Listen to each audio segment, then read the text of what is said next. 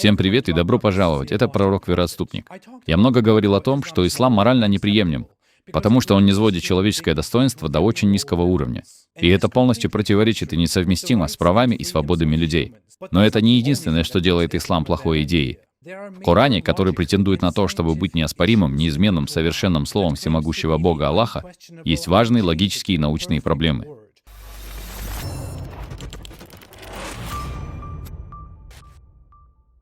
Если вы мусульманин, каким был я, вы думаете, что ислам совершенен, и что Коран превосходит все, любую идею, любое наблюдение, любые доказательства.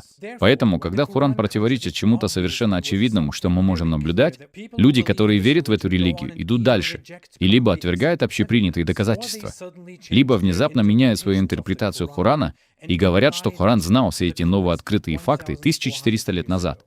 И каким-то образом Аллах дал неверным шанс открыть для себя все это. Позвольте мне продолжить и показать вам множество вещей, которые в Коране являются либо полностью ложными, либо просто странными. Мусульмане часто говорят о том, что Аллах создал все живое парами. И я также хочу объединить это со вторым пунктом о том, что каждое живое существо, каждое животное, все, что живет, создает сообщество. Сейчас, в 21 веке, мы знаем, что это абсолютно неверно. Существует достаточно живых существ, животных, которые не собираются парами и не живут сообществами. Многие животные полностью плодятся, размножаются сами по себе. Так что Коран здесь не прав. Но откуда автору Корана это знать? Автор Корана также говорит, что люди были созданы из пыли или глины. Нам еще предстоит научно выяснить, происходило ли такое когда-нибудь в нашей истории или нет. Но давайте вернемся к животным. Это довольно интересно. Например, в Коране утверждается, что животные, дающие молоко, — это чудо, посланное Аллахом. И далее в нем описывается, как молоко создается из желудков этих животных, между кровью и калом. С научной точки зрения это неверно. Это не происходит между калом и кровью.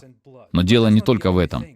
В том же аяте Корана также утверждается, что молоко абсолютно чистое, и его можно пить. Но, например, чистое коровье молоко заражено бактериями. Не всем полезно пить это молоко. И у многих людей есть естественная непереносимость молока.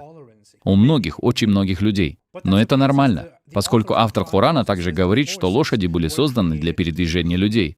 Лошади были одомашнены в течение очень-очень долгого времени.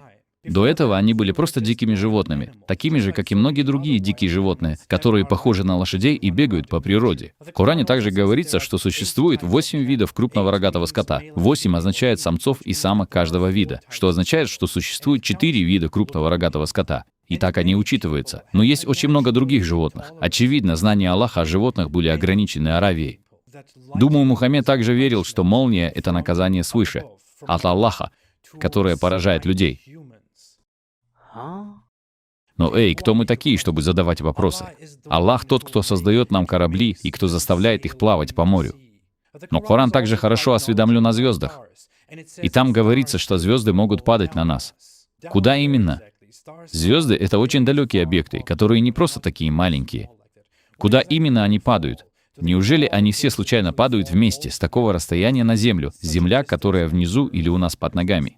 Да, Коран не так уж и много может сказать о звездах. Коран также называет звезды маленькими предметами, маленькими украшениями. Они просто висят наверху, чтобы все выглядело красиво. Звезды также описываются как находящиеся на самом нижнем, ближайшем к нам небе.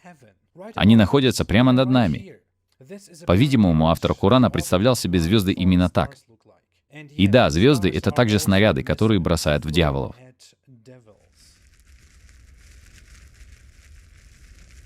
Луна также раскололась надвое и может расколоться в будущем, что довольно странно. Просто представьте, что Луна раскололась надвое посередине. Но автор Корана также ничего не знал о Луне, потому что в нем несколько раз говорится, что Луна — это свет. Луна — это не свет. Луна просто отражает свет, исходящий от Солнца. Мы узнали об этом не только из наблюдений за небом, но и можем подтвердить это, выйдя в открытый космос и увидев эти объекты воочию, что, по мнению Аллаха, было невозможно. Люди, которые не верили в Аллаха, сделали это возможным. Аллах не мог участвовать в космических путешествиях, поэтому он считал, что Солнце и Луна движутся по орбите, следуя друг за другом, и никогда не смогут достичь друг друга. Солнце движется над Землей. Знаете ли вы, что у Солнца есть место отдыха, куда оно движется и останавливается? Солнцу это действительно нужно. И у Солнца также есть место для восхода. и место, где оно в конце концов опускается в мутный источник. Очевидно, Аллах на самом деле не понимал связи между солнцем и тенями, или между светом и тенями, потому что тени, по-видимому, контролируются Аллахом, и Он может делать их длиннее или короче. И солнце с луной однажды соединятся, они сойдутся. Вы можете себе это представить? Все это совсем не новая информация. Коран, по-видимому, также опирается на очень древние мифологические представления о 7 небесах и о 7 землях. Такого понятия не существует. Но, возможно, мы узнаем это в будущем. Возможно, в будущем мы будем копать так глубоко, что окажемся на другой земле. И тогда мы скажем, что 1008 столетий назад Коран предсказал это. Кстати, знаете ли вы, что небо на самом деле является потолком над нами, похожим на купол? Это настоящее чудо. На нем вообще нет трещин. И Аллах даже указывает на то, что это чудо, что Он поддерживает небо без каких-либо опор. Сообщение для Аллаха. Небо — это не объект, это просто то, что мы видим отсюда. Но согласно Корану, небо также может упасть на нас. Оно может упасть. Что именно означает падение? И это небо или рай также однажды может свернуться, как свиток. А знаете ли вы, что до того, как оно было создано, оно было дымом? Неба не было, ничего не было, все было в дыму. И что еще интереснее, так это то, что Аллах создал все это после того, как сотворил Землю. То есть наша планета была здесь, но всего, что ее окружает, от чего зависит Земля, здесь не было. Даже звезд здесь не было. Представьте себе звезды. Солнце тоже звезда, его там не было.